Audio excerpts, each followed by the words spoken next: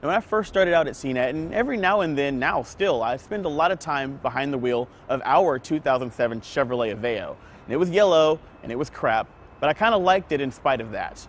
So it's only fitting that they've stuck me behind the wheel of this car this week. It's the 2013 Chevrolet Sonic RS. It's not the spiritual successor, it's the actual successor to the Aveo. It's sold under the Aveo badge in the world market. Now, if that yellow car was the lemon, I guess this bright red one is the tomato, I'll call it. Let's get behind the wheel and check it out.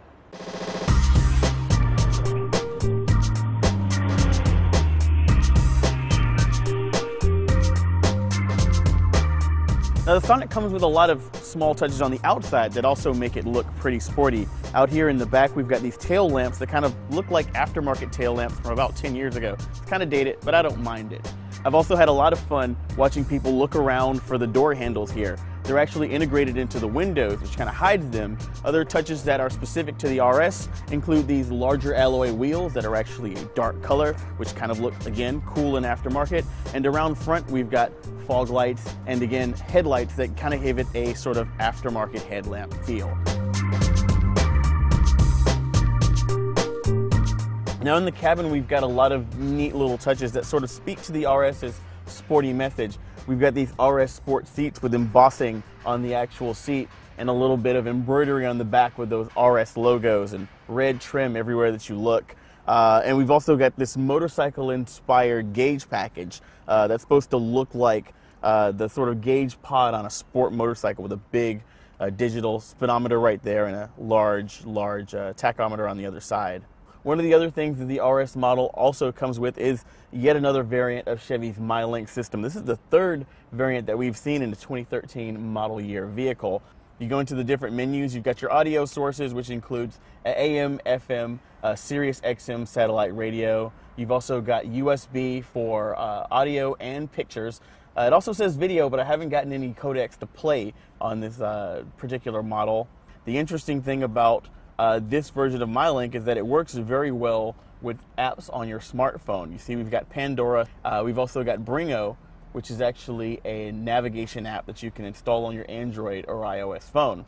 And when you connect an Android phone via Bluetooth, you get all of that connectivity. So I can pop into Pandora, and it'll actually open the app on my phone, sign into my account, and start playing songs from the last custom Pandora station that I've chosen. And then I'll actually also even have access to thumbs up and thumbs down, and then I can pop into the menu here and view the rest of my custom stations that I've already preset. If we pop back into the smartphone link and go into Bringo, and what it does is it doesn't exactly mirror the interface on the phone.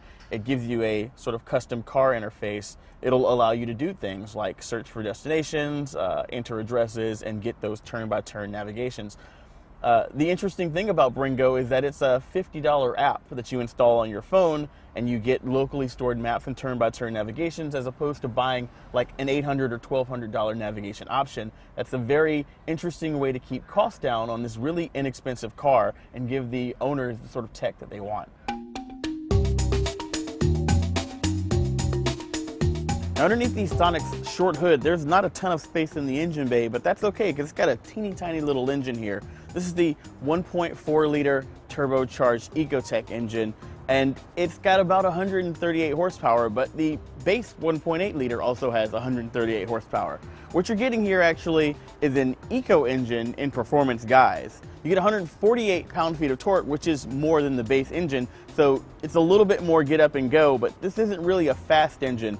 Now, when equipped with the manual transmission, the EPA tells us you only get about 34 miles per gallon on the highway, 27 miles per gallon in the city, and that evens out to about 30 miles per gallon all around. Now, I've only got about 25 and change out of this engine, and that's because I didn't actually realize that there wasn't any power to be had, and I've been revving the crap out of it all week. Now, we called our 2007 Chevrolet Aveo the Lemon because, well, it was yellow and it was crap. The Sonic isn't crap. It's actually pretty good. It's got an interesting engine. That turbocharged engine makes just enough power, but like I said earlier, don't fool yourself into thinking that it's a high-performance engine just because you've got a turbo badge on there. 138 horsepower is just enough power for a vehicle of this size, and it's pretty high up in the power band, so you've got to actually rev the crap out of it to get access to it.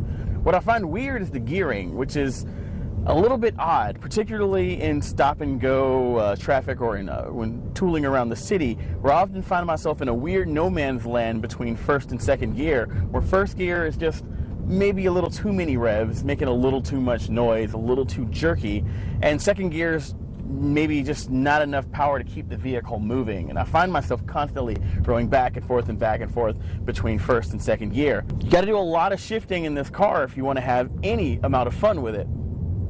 Now, one thing that the Sonic RS does really well, though, is handle. The suspension is actually pretty well sorted out for a cheap Chevy car.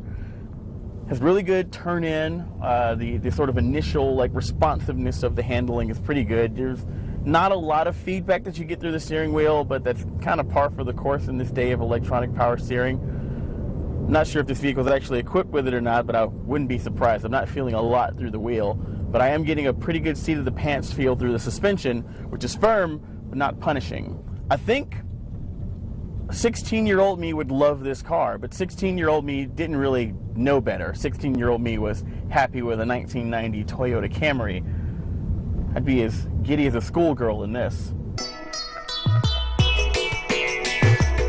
Now, CNET chose the Chevrolet Aveo when we were looking for a test car for our stereo installs because it was the cheapest car in America in 2007 when we bought it.